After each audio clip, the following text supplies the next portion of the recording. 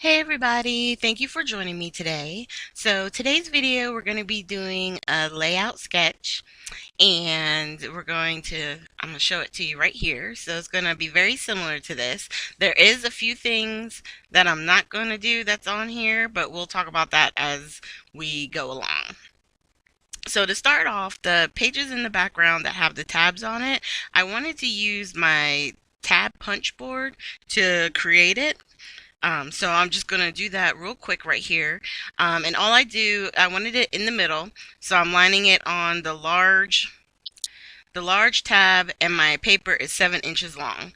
And then once I cut on both sides, I'm just trimming off the parts that are hanging off on the edge. And then the last step would be to set up and round the edges.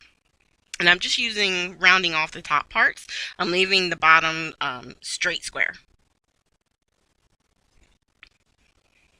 Now we're going to do the same thing with this foil paper, except it's a little bit longer, but I used the same measurement because I wanted it to almost feel like it could be a mat for the other one. So the smaller tab kind of fits in between very nicely, even though it's a little bit of a wider tab. And we're just doing the same thing, rounding the edges. And I was thinking I might have made it too long, but in laying down the scallop piece that we're going to use, I think it'll work. So what I did was, before the video, I laid down a 12 by 12 piece of paper on top of a chipboard piece, and I've already gessoed it with the clear gesso, so that way we still have the pink that's coming through. And I'm just going to stamp this word stamp set multiple times, so that way it creates a word background behind our image. And if you look at the photo at the very beginning, you would see some writing. It's very faint, but it is there. And then of course we're going to do splatters and stuff like that, and I'm going to use the Tim Holtz stencil for that part. This stamp right here was just in my stash, so I just grabbed it and inked it up. Alright, and then even though I went a little crazy there, I think this is still going to work, and when we start adding all of our other elements, it'll all tie in. Okay, so what I'm basically going to do from here is let the music play, and we're going to start putting everything together, and I'll check back in as we get closer to the end.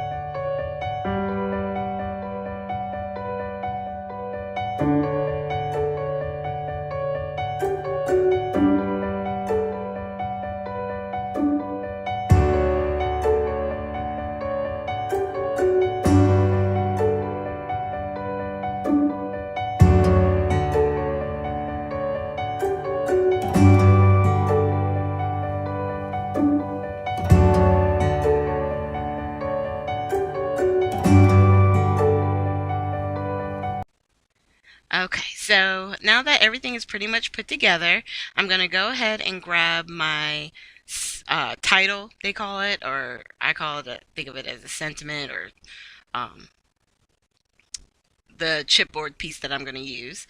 I've just inked it with the Versamark ink, and we're using some rose gold embossing powder that I have in my stash. And then, of course, I sprinkled a little bit too much, and it came off of the paper that I was using. But the main thing is you get a lot of embossing powder in a lot of these containers, so a little bit isn't going to make me cry, but I do try and put the lid on as soon as I can, only because I don't want to spill it and wind up losing a lot more powder. I've done that before. Alright, and then we're just going to heat it up using our heat tool. And on this one, I always try to hold on the edges. I'll heat half of it and then heat up the other half. And then I'm going to use the art glitter glue to put glue on the back of the love and attach it to our piece here.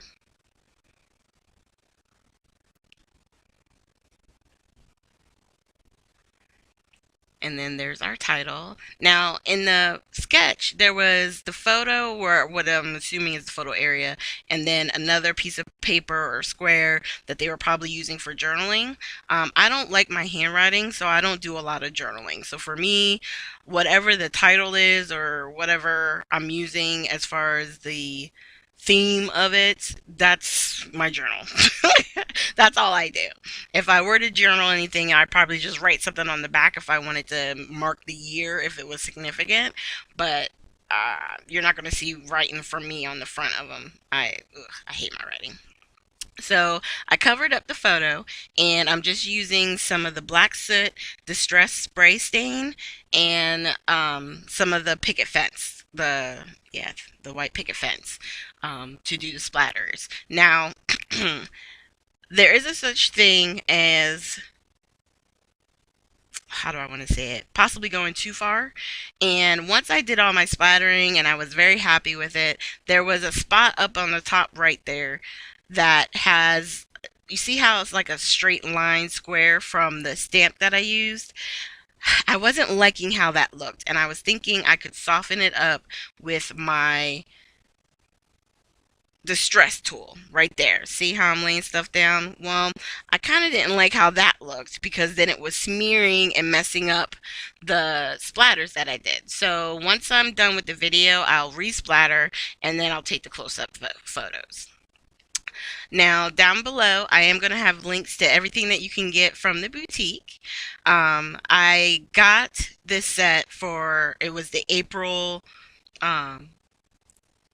the kit club that that we do for scrapbooking with me. So I was able to get one. I was so excited. And so this is one of the projects that I've done with that. I do have another project that I'll probably wind up just sharing photos on Facebook, so make sure you guys check that out. And make sure you visit www.scrapbookingwithme.com, and when you check out, make sure you hit the coupon code and put in TT15, and make sure you click here, because I do have videos to previous Sunday layouts. Thank you guys, and I hope you have a blessed day.